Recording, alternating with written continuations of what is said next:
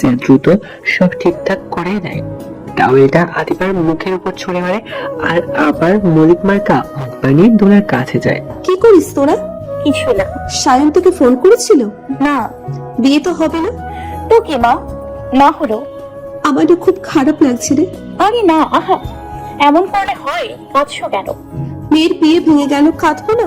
দোলা এবার সত্যি কেঁদে দিল। সে দোলাকে জড়িয়ে ধরে। দোলা এদিকে কাছে আসছে, মুখ টিপে হাসছে। মা দেখি তো। আরে দেখি তো।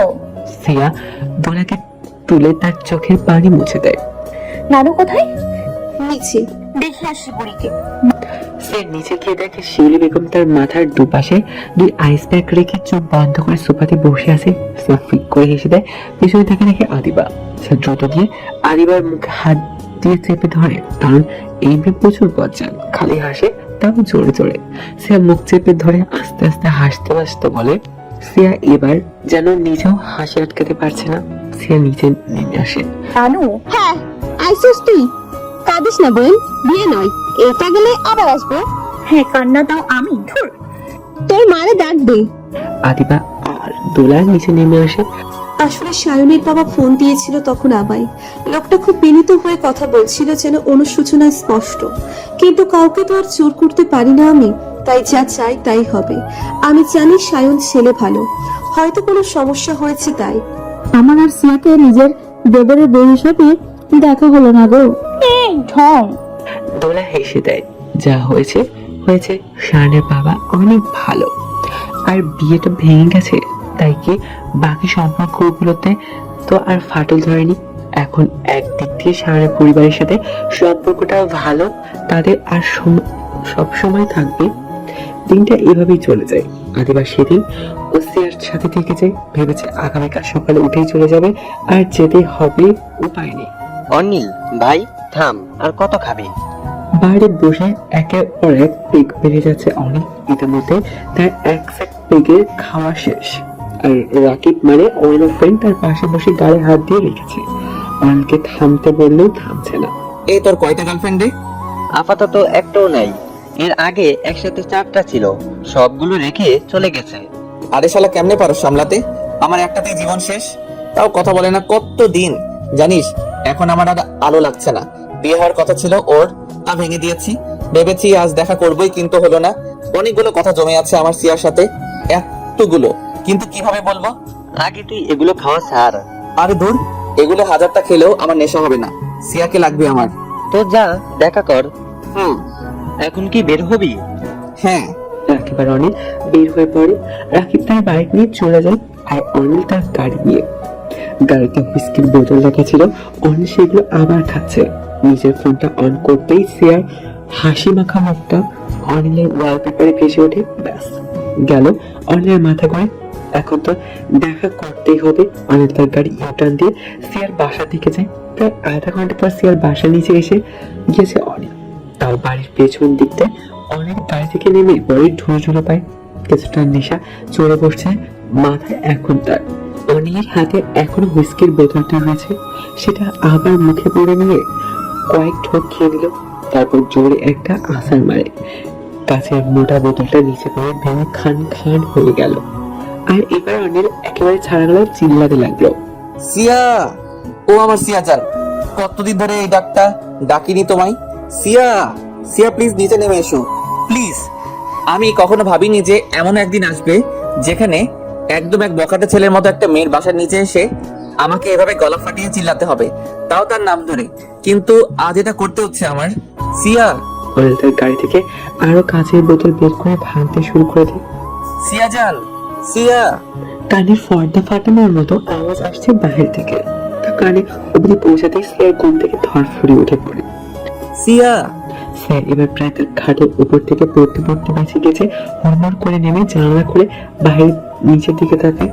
তাতে সে চোখ যেন চড়ক গাছ। অনিল বাইরে পাগলামি শুরু করে দিয়েছে। সে পেছনে ঘুরে তাকে দেখে আদিবারও ঘুম থেকে উঠে গিয়েছে অনিলের চিল্লা চিল্লিতে। সে একবার অনিলের দিকে তাকায়, আর একবার আদিবার দিকে। অনিল এসেছে, হ্যাঁ। দেখা করতে চাবি? বুঝতে পারছি না যে শাড়ির মতো চেঁচাচ্ছি। মা একবার জেগে গেলে শেষ। চল আমি ওয়েট করছি, নিচে যা। আদিবা আর সিয়া খুব সাবধানে নিচে নেমে পড়ে। সিয়া ড্রয়ার থেকে চাবি নিয়ে নেয়, তারপর আস্তে করে দরজা খুলে বাইরে বের হয়ে পড়ে। আদিবা চাবিটা নিজের কাছে রেখে দিয়ে উপরে রুমে চলে যায়। আর সিয়ার কাছে ফোন রয়েছে। দেখা বা কথা বলা শেষ হলে সিয়া আদিবাকে ফোন দিবে আর আদিবাকে দরজা খুলে দিবে। সিয়া বাইরে চলে যায়, বাড়ির মেইন দরজা দিয়ে বের হয়ে একদম বাড়ির পেছনে চলে যায়। যেতে দেখে অনিল দাঁড়িয়ে আছে। অনিল সিয়াকে দেখে সিয়ার কেন যেন বুকের ধুকপুকানি ক্রমশ বেড়ে যায়। শুকনো কিছু ঢোকিয়ে নেয়। অনিল এক মনে সিয়ার দিকে কিছুক্ষণ তাকিয়ে থাকে। সিয়া ভেবেছে যে এখন নির্ঘাত তার কপালে শনি রবি সোম মঙ্গল সবই আছে। সিয়া বেশ দূরত্ব বজায় রেখে দাঁড়িয়ে থাকে আর অনিল তেরে সিয়া দিয়ে যেতে লাগে। সিয়া চোখ খিচে বন্ধ করে নেয়।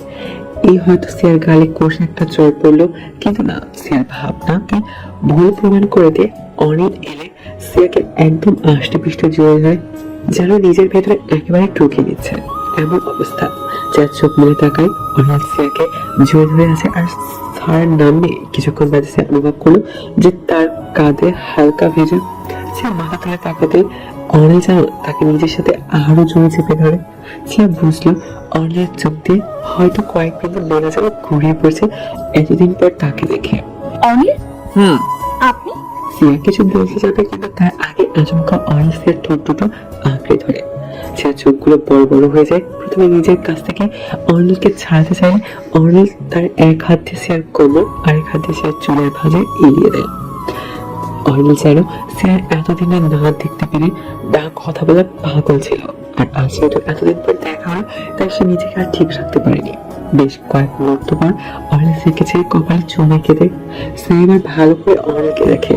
অনিলের চোখ জোড়া এত সুন্দর লাগছে দেখতে, লাল বর্ণ কিছুটা এক অদ্ভুত নেশার মতো লাগছে। কেন বুঝোস না তুই? তোকে যে এত ভালোবাসি কেন বুঝোস না? আর কি করলে কিভাবে কি করলে তুই হবি আমার বল? আর কি করব আমি জানি না কে কাকে খুন করেছে কি করেছে, আমার জানার প্রয়োজন নেই। আমি শুধু এইটুকু জানি যে তুই আমার হবি, ব্যাস। সায়ন তোদের ফ্যামিলির একজন হতো, তাই তাকে কিছু করিনি। এরপর থেকে যদি কোনো ছেলে তোর আশেপাশে এসেছে, তাহলে প্রথমে এই ছেলেকে জ্যান্ত মারবো, আর পরে দেখিস আমি তোর কি হাল করি। আচ্ছা, আপনি চিল্লাচ্ছেন কেন? কুল কুল কুল কুল থাকতে দিয়েছিস তুই আমাকে? আচ্ছা, বিয়ে তো হয়নি। অলমোস্ট হয়ে গিয়েছিল। আপনি ড্রিঙ্ক করেছেন? বাসে যান, আমরা কাল কথা বলবো। অনিল সিয়ার হাত ধরে টান দিয়ে আরেকবার জড়িয়ে ধরে। আমি তোমাকে বিয়ে করে নিয়ে চলে যাব। ছেলে মানুষের দাদা পাচ্ছেন আপনি? আপনি এখন বাসায় যান অনিল। তোমাকে নিয়ে যাই আমার সাথে করে। সিয়া একবার হেসে দেয়, কেননা অনিল এই কথাটা আরো একদিন বাসে কিছু হলেই বলবে, তোমাকে নিয়ে যাই, তোমাকে নিয়ে যাই। সে হেসে দেয় অনিলের সাথে। এভাবে বেশ সময় থেকে সে এসে পড়ে আর অনিল চলে যায়। আসলে চলে যায় বলতে সে অনিলকে জোর করে ঠেলে ধাক্কিয়ে বাসায় পাঠিয়ে দেয়। সে আদিবাকে ফোন করে আর আদিবা এসে চাবিটা দিয়ে আস্তে করে দরজাটা খুলে দেয়। সে ভেতরে এসে পড়ে, তারপর আবার দুজন একসাথে গিয়ে ঘুমিয়ে পড়ে। পরের দিন সকালে ফোনের শব্দে সে আর ঘুম ভেঙে যায়। বাসে তাকে দেখে আদিবা নেই, ওয়াশরুম থেকে আওয়াজ আসছে, তাহলে হয়তো ফ্রেশ হয়ে গিয়েছে। আদিবাকেও আজ চলে যেতে হবে। সে ঘর থেকে তাকে দেখে 11টা বাজছে। তাদেরকে সে প্রচুর অবাক, কেননা তার কলেজ টাইম পার হয়ে আরো 1 ঘন্টা চলে গিয়েছে। আর এত সকাল অব্দি সে আসলে ঘুমায় না, তাহলে আজ কেন ঘুমালো? কাল রাতে কি খেয়েছিল? যাই হোক, ফোন প্রথমে বেজে কেটে যায়, পরে আবার বাজতে শুরু করে। সিয়া ফোন ধরে আর অপর পাশ থেকে যে খবর শুনে তাকে সিয়ার বুক ধুক করে কেমন ধপ করে ওঠে। এটা কি করে সম্ভব?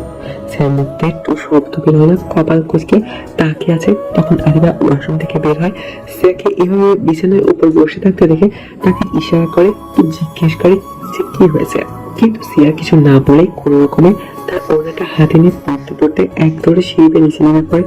কি এমন হলো এটা ভেবে আদিবা সিঁড়ি পেশ হয়ে যায় দ্রুত।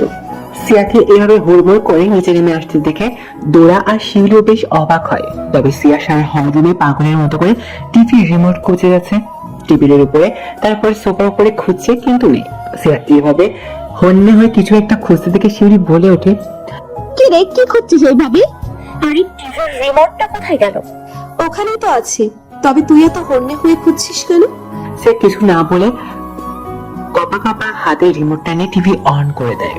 আর অন করার সাথে সাথে চ্যানেলে ব্রেকিং নিউজ হিসেবে দেখানো হচ্ছে সিনিয়র রাজনীতিবিদ সাগর চৌধুরীর আচমকা মৃত্যু। এটা দেখে সিয়া যেন একদম শিওর হয়ে গেল। তেমনি দোলার হাত থেকে একটা কাচের গ্লাস পরে ভেঙে যায়। শিউলি অবাক হয়ে কপাল কুঁচকে তাকিয়ে থাকে, আর আদিবাও বেশ অবাক হয়ে দাঁড়িয়ে আছে। সিয়া সোফাতে গিয়ে বসে পড়ে। আসলে সকালবেলা ফোন করেছিল সিয়ার বন্ধু সোয়াত। নিউজটা একেবারে পাবলিক হয়ে গেছে। কিভাবে কি হলো, কখন মারা গেলেন উনি, কি করে মারা গেলেন, আরো না জানি কত শত প্রশ্ন মাথায় ঘুরপাক খাচ্ছে। দোলা সিয়ার দিকে তাকায়। সিয়া দ্রুত নিজের রুমে চলে যায়, গিয়ে ফোনটা হাতে নিয়ে সোজা অনিলকে ফোন দেয়, কিন্তু ধরছে না। বারবার লাগাতার একের পর এক ফোন করেই যাচ্ছে, কিন্তু ফোন শুধু বেজেই যাচ্ছে, পিক করার কোনো নামগন্ধ নেই। সিয়া ফোনটা বিছানার উপর ছুঁড়ে মারে। জানে যে তার বাবার সাথে অনিলের তেমন কোনো ভালো একটা সম্পর্ক নেই, তবুও না জানি অনিল এখন কি করছে। সিয়া ওয়াশরুমে গিয়ে মুখে চোখে পানি দিয়ে আসে। সিয়া আবার নিচে চলে যায়। নিচে শুধু সাগর চৌধুরীর লাশ দেখাচ্ছে আর হাবি যাবে কত কথা। সিয়া ভাবে যদি নিউজে অনিলকে দেখায়, তবে না, সেখানে সাগর চৌধুরী আর তার কিছু গার্ডকে বাদ দিয়ে আর কাউকে দেখা যাচ্ছে না। দোলা ব্যাপারটা বুঝে। আসলে সেও বেশ অবাক। হাই, যে কিনা অন্যকে মায়ের হুমকি দেয়, আজ কিনা তারই হায়াত শেষ হয়ে গেল। দোলা টিভির দিকে তাকিয়ে থাকে। কয়েক মিনিট পর সেই নিউজ পাল্টে অন্য নিউজ দেখায়। দোলা টিভি বন্ধ করে দেয়, সিয়ার দিকে বার কয়েক তাকায়। সিয়ার মুখটা মোড়ে, চিন্তার ছাপ স্পষ্ট, যেন ওর মনটা কেমন আঁকুপাকু করছে। দোলতা টের পেয়ে বলে, শিয়া, শিয়া, হ্যাঁ, অনিলের কাছে যাবি? সে তার মায়ের কথায় ফট করে মাথা তুলে তাকায়। সে ভাবেনি দোলা তাকে এমন কথা বলবে। যাবি? সিয়া ভরকে গিয়ে দুপাশে মাথা নাড়ায়, অর্থাৎ না, তারপরে আবার মাথা নিচে নামিয়ে ফেলে। শিয়া, সিয়া তার মায়ের দিকে তাকায়। যাবি? এবার আর সিয়া থাকতে না পারে ফটাফট মাথার উপর নিচ করে, যার অর্থ হ্যাঁ। যা। সিয়া অবাক হয়, কেননা দোলা অনেক কাছে যেতে বলেছে তাকে। যাই হোক, সিয়া বাসা থেকে বের হয়ে পড়ে। রিক্সা দিয়ে গিয়েছে। রিক্সা বাসার সামনে নামতে সিয়া দ্রুত অনেক বাসার ভেতরে চলে যায়। যেতে দেখে বাইরে কিছু স্টাফ আর বেশ কিছু লোক দাঁড়িয়ে আছে। সিয়া আস্তে আস্তে ভেতরে যায়। আর একটু ভেতরে গিয়ে দেখে ফ্লোরে সাগর চৌধুরীর লাশকে শুয়ে রাখা হয়েছে। তার পাশেও প্রায় অনেকগুলো মানুষ। সিয়া সব দিকে তাকে অনিলকেই খুঁজে আছে, কিন্তু অনিল সেখানে হল রুমে নেই। সিয়া কেমন একটা যেন একটু ভয় ভয় লাগলো সাগর চৌধুরীর লাশটাকে দেখে। খানিকক্ষণ বাদে রামু সিয়াকে দেখে। উনি সিয়াকে চিনতেন। সে মামা, আরে কাকা, অনিল কোথায়? ওকে খুঁজছি। কোথায় ও? অনিল বাবা ওর রুমে, দরজা খুলে না। আমি সব সব লাগিয়ে দিয়েছি। আমি অনেকক্ষণ ধরে ডাকছি কিন্তু খুলছে না, ডাকলেও সাড়া দেয় না। মা, তুমি গিয়ে একটু দেখো না, যদি তোমার কথায় সাড়া দেয়। সিয়া উপরে অনিলের রুমের দিকে তাকায়, তারপর উপরে এসে পড়ে। তবে আশ্চর্যভাবে দরজা তো ধাক্কা দিতেই দরজা খুলে যায়। সিয়া আলতো পায়ে রুমের ভেতরে চলে যায়। গিয়ে দেখে অনিল বিছানার উপর বসে আছে, করিডোরের দরজাটা খোলা। সেই দিকে এক মনে তাকিয়ে বসে আছে। সিয়া ধীর পায়ে এগিয়ে গিয়ে অনেক কাঁধে হাত রাখে। স্পর্শ পেতে অনিল বুঝে যায় যে সিয়া, তো বসে কিছু বলে না। সিয়া গিয়ে অনিলের পাশে বসে পড়ে, তার হাতটা ধরে বলে, অনিল কি করে হলো এইসব? মানে কিভাবে আর কখন মারা গিয়েছে আঙ্কেল? কাল রাতেই। কাল রাতে মানে কিভাবে? বাবার প্রচুর শ্বাসকষ্টের সমস্যা রয়েছে বহু বছর যাবত। বাবা ইনহেলার ব্যবহার করত, কিন্তু কাল রাতে আমি বাড়ি ফিরি প্রায় রাত 3টার দিকে। বাসায় বেশি একটা স্টাফ ছিল না। রামু কাকা ওনার বাসায় চলে যান, আর বাবা সবসময় নিজের রুমে দরজা বন্ধ করে থাকেন। আমি এইসবের কিছুই বলতে পারবো না। বাসায় আসি আমি, তবে বাবাকে আর ডাক দেইনি। ভেবেছি এত রাত হয়েছে হয়তো ঘুমাচ্ছে, আর দরজা ভেতর থেকে লক করা থাকে। আজ সকালে মর্নিং ওয়ার্কে গিয়েছিলাম আমি, তারপর ওয়ার্ক শেষে বাসায় আসি। এসে দেখি এখনো বাবা তার রুমের দরজা খুলেনি। আমি অবাকই হই, কেননা প্রতিদিন ওয়ার্ক শেষে আমি এসে দেখি বাবা উঠে পড়েছে, কিন্তু আজ তার ব্যতিক্রম ছিল। আমি তখনও ভেবেছি যে বাবা ঘুম। তারও ঘন্টাখানেক পার হয়ে যায়, তবুও যখন বাবা দরজা খুলছিল না, তখন আমার কাছে ব্যাপারটা সুবিধার মনে হয় না। আমি ডাক দেই, তবে কথা নেই কোনো।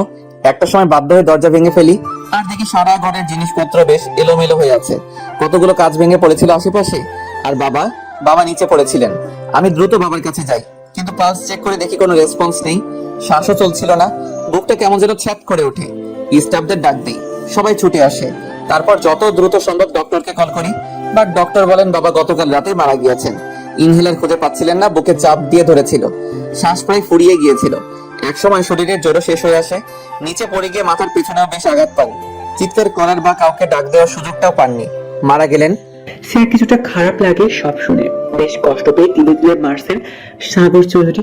আর অনিল এসব কিছু এক মনে নিজের সামনে তাকে বলছিল। সিয়া একটু টুলের মতো কিছু একটা টেনে নিয়ে অনিলের সামনে বসে পড়ে অনিলের দুগালে হাত রেখে তাকে নিজের দিকে করে। অনিল সিয়ার দিকে তাকায়। মৃত্যু অবধারিত। আজ হোক কাল হোক সবাইকে মৃত্যুর স্বাদ গ্রহণ করতে হবে। যার জন্ম আছে তার মৃত্যু আছে। প্লিজ মন খারাপ করবেন না। এখন আপনার বাবা নেই, এভাবে সবকিছুর ওপর থেকে হাল ছেড়ে দিলে হবে না। সবকিছু আপনাকে সামলাতে হবে। মন খারাপ করবেন না।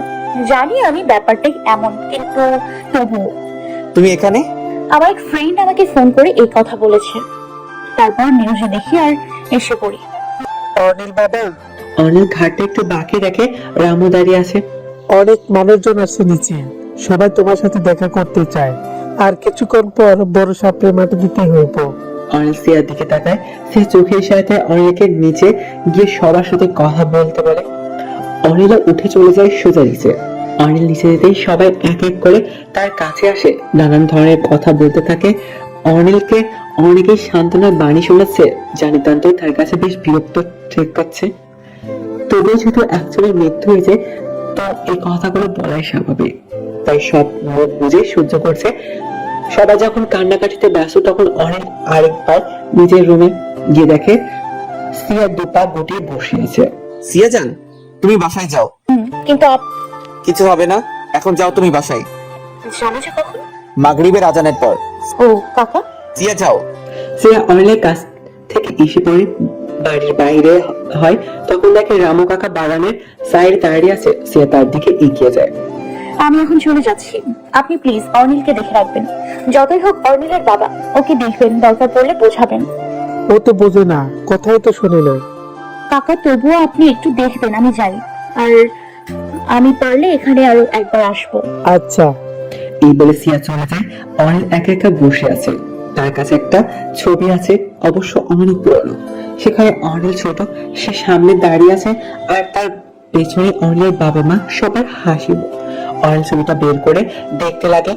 আগে শুধু মা ছিল না, আর এখন বাবা অনল হোক শুধু মুখে ডাকা বাবা, তাও তো আর রইল না। অনিল ছবিটা রেখে দেয়। ওয়াশরুমে গিয়ে আয়নাতে কতক্ষণ নিজের দিকে তাকিয়ে থাকে। তারপর একসাথে অনেকগুলো পানি ছিটা মুখে দিতে লাগে। এভাবে দেখতে দেখতে বেশ সময় চলে যায়। তবে অনিল 1 মিনিটের জন্য তার বাবার লাশের পাশে বসে দূর থেকে দেখে গেছে। সবাই নিচে থাকলে অনিল নিজের রুমেই ছিল। তখন রামু আসে। অনিল বাবা, হ্যাঁ। আর কিছুক্ষণ পর মাগরিবের আজান দেব, তারপরে বড় সাথে জানাজা। তুমি? বুঝে গেছি। রামু চলে আসে। বেশ কিছু মৌলবী ব্যক্তি এসেছেন। সবাই যদি লাশকে তারাই দেখছেন, অর্থাৎ পাক পবিত্র করে দিচ্ছেন। অনিল একেবারে সাদা পাঞ্জাবি পরে নিচে নেমে আসে। সবাই কেন জানি অনিলের দিকে তাকিয়ে থাকে। সাগর চৌধুরীর লাশকে তাদের পারিবারিক কবরস্থানে দাফন করা হবে। তাকে খাটিয়াতে শুয়ে দেওয়া হয়। অনিল কেন যেন খুব বেশি অদ্ভুত লাগছে, হাত কাঁপছে। তার এক অজানা ভয়। সে আর আগে কখনো কোনো লাশ তার নিজের কাঁধে নেয়নি। অনিলকে এক মিনিট তাকিয়ে থাকতে দেখে একজন মহিলা তার দিকে এগিয়ে নিয়ে বেশ কিছু বলে। অনেক বোঝান। তারপর অনিল গিয়ে কাঁধে তার বাবার লাশের খাটিয়াটা তুলে নেয়। যেতে যেতে কবরস্থানে চলে যায়। 3.5 হাত কবর খোঁড়া হয়। সেখানে সাগর চৌধুরীকে শুয়ে দিয়ে মাটি দিয়ে দেওয়া হয়। পরিশেষে জানাজা শেষে সবাই এসে পড়ে। তবে অনিল সেখানে থেকে যায়। মাথায় টুপি পড়েছিল, তা খুলে ফেলে। তার বাবার কবরের দিকে তাকিয়ে থাকে অপলক ভাবে। কয়েক মুহূর্ত পর হঠাৎ চুপ করে অনিলের চোখ থেকে এক ফোঁটা অশ্রুবিন্দু গড়িয়ে পড়ে। অনিল এসে পড়ে শুনেছে কবর থেকে 40 কদম এগিয়ে এসে পড়ে ভেতরে হিসাব নিকাশ শুরু হয়ে যায়। অনিল হাঁটছে আর গুনছে 40 কদম। অনিল একদম কবরস্থানের বাইরে এসে পড়ে। 40 কদম শেষ হতেই অনিল তার পেছনে ঘুরে কয়েক দফা কবরের দিকে তাকায়, তারপর এসে পড়ে। তবে অনিল বাসায় যেতে দেখে সিয়া হলরুমে বসে আছে। সিয়া অনিলকে দেখে দাঁড়িয়ে পড়ে। অনিল এসে সোজা সিয়াকে জড়িয়ে ধরে। আর খারাপ লাগছে? সবকিছু ঠিক হয়ে যাবে। তুমি কখন এলে? বেশি না, একটু আগে।